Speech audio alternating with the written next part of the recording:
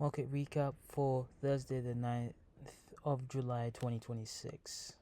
That's probably the longest that I've been away from these recaps because I've been traveling, not really trading much. But let's get into today. I'll try to keep this recap quick and short. So,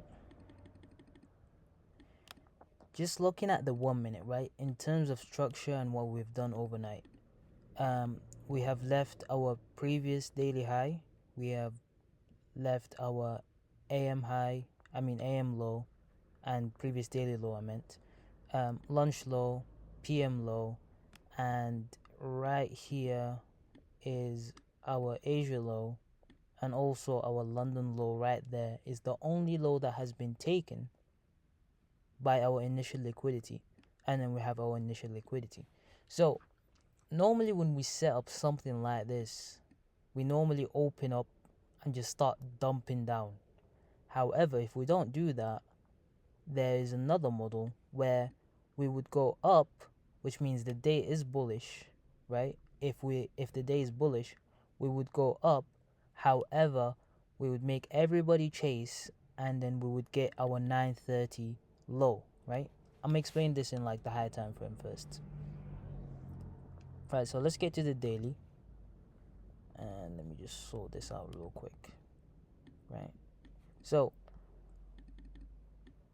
yesterday on Wednesday, we came down all the way from this high to take down this low, right? This swing low, and we haven't closed below it. This is a big indication, right? If we're going to continue lower, we realistically should have closed below it, not closed like this kind of doji candle or whatever you want to call it. We should have closed below it. So this kind of gave me the idea that we want to visit at least a discount, or we could flip the market, right?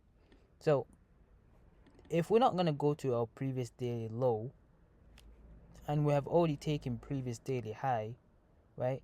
So what am I looking for in terms of targets, right? Well, for today, I'm looking at this high, right, as a potential target. It doesn't have to reach it, but I'm looking at that as a potential target.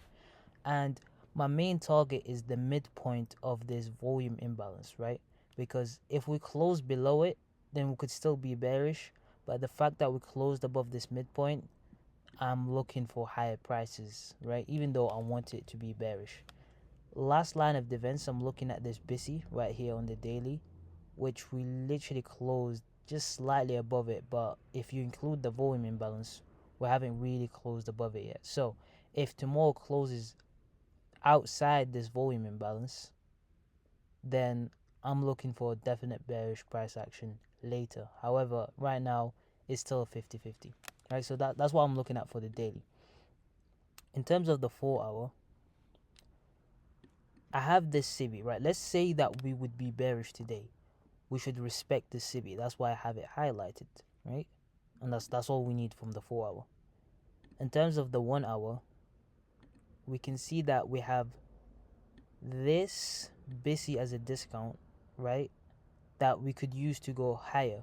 However, it's not the one that we care about after 930, right? This is the 930 low. It's the one that would get swept, right? If this, for example, comes down and then closes below it, then yes, we could flip bearish. But by then, the trade was already done, right? So I'm looking for an early trade just to get into the market. So let's drop down to the 1 minute and just check our opening range gap, because like I said, it's two scenarios. Either we open at 930 and just start dumping aggressively, which means we will enter on the first presented fair value gap targeting these lows, or we're gonna go higher. But we need TPs, so we're gonna use our opening range gap. So we want to see at 930, if we have a large opening range gap discount, where are we gonna reach? So if you want to take a short, what's your TP? Well, of course it's the 930, but what's the like final TP for you? If this price hits the lower quadrant, or the upper quadrant, in this case, then your TP would be the midpoint. If price doesn't hit the upper quadrant, or doesn't hit any quadrant basically, then your TP is that next quadrant, right? Normally price hits the upper quadrant, and then it allows this dump down goes to discount to the next quadrant, right? For example, on ES here, if we go to ES opening range gap, you can see that ES had hit the midpoint, which means the dump target is the next quadrant, and you can see it exactly hits the lower quadrant, which is the next quadrant after the midpoint, and then starts reversing to the tick, and then starts reversing all the way to the highs. That's what I meant by having a TP to know if you're going to take both the long or the short, or if you miss the short and you want to take the long on this type of profile, on this type of day. Okay, so for this day, in terms of what I actually use to enter the short or the trade or whatever, I'm looking at this as the first presented fair value gap, right? And if we extend it to here, right, I want to get rid of this, and I'm using this as like a potential first presented, but I'm not really looking at it. I just had it for TP potentials, right? We want to see 3 swings, right, in this type of day. So that's number 1 right there on this high. Then whoever trying to enter early shorts would get cooked. That's number 2, and then you would leave it. I'm just watching how price reacts to it this later, so let me just get removed for that. And then number 3, which is normally the one that price would reverse on, right? So I'm waiting for 3, right? Once we had this swing point, I'm like, all right, cool, let me enter, because that's it. I already know my model. I don't need to wait for this large BC to be inversed, because I know this type of one, right? Because for this day, it's not the one that's gonna offer an entry, and as you can see, once we close below it, there is no entry, because I already know that. If there was a small one up here, I would use it, but it was not. That's why I used the 15-second, right? If we go down to the 15-second and go all the way back to that swing high that we had right there, you can see the only thing that I was waiting for is a change in the market structure on the 15-second, and I was marking this busy. The second that we close below it, I knew it's unlikely to get that high. This is plausible. This always happens. It goes up higher and whatever, but the second that it closed below it, that's my entry on this inversion, right? And then stop loss at the high.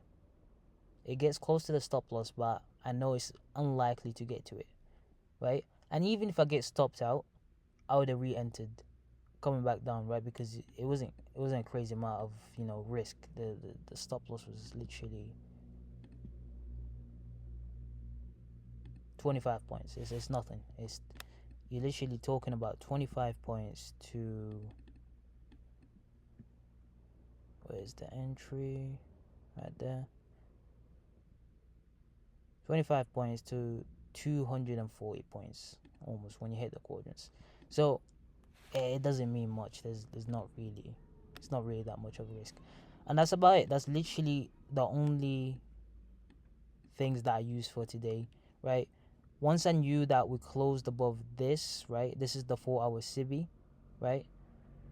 And I'm like, all right, cool. That means we're bullish for today, which means this short is only and only going to be to the 930 low and the quadrant. I hope you understand what I'm trying to say, because this is only based on how many set of sell side we have. Asia, PM, lunch, and AM, right?